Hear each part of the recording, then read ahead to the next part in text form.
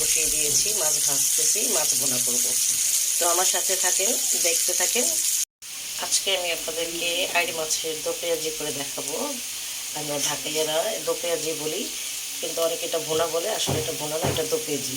তো আমি এখানে হাফ কাপ পেঁয়াজ কুচি নিয়ে নিয়েছি, তেলের মধ্যে লবণ দিয়ে আমি একটু সিদ্ধ করে নিয়েছি। এখানে ধনিয়া গুঁড়া দিয়েছি আধা চা চামচ, যেখানে হলুদের গুঁড়া আধা চা চামচ, জিরার গুঁড়া আধা চা চামচ, আর মরিচটা আমি 1 চা চামচ দিয়েছি, কারণ একটু মরিচটা বেশি লাগে। তো দেখেন আমার দো পেঁয়াজি রান্না।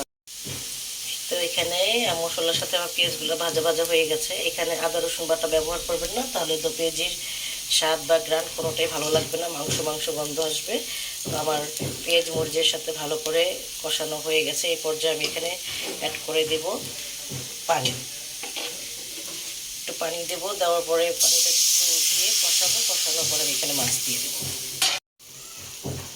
এই তো এখানে আমার ঝোলের বলক চলে আসছে। এই তরকারিটা খুব আস্তে আস্তে কম আঁচে রান্না করতে হয়, অনেক সময় নিয়ে।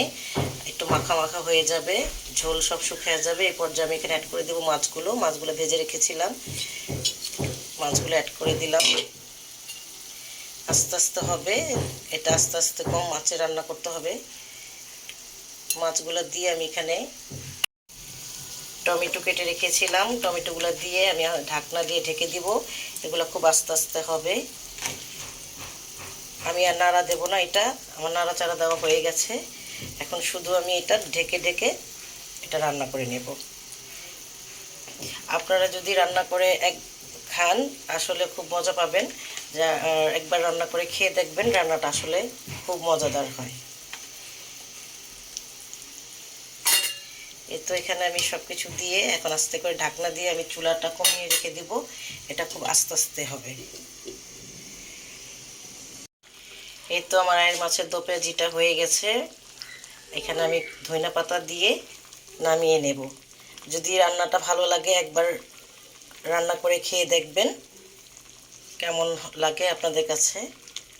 এটা ঢাকাইয়াদের একটা রান্না। তো সবাই ভালো থাকবেন। আল্লাহ হাফেজ, আসসালামু আলাইকুম।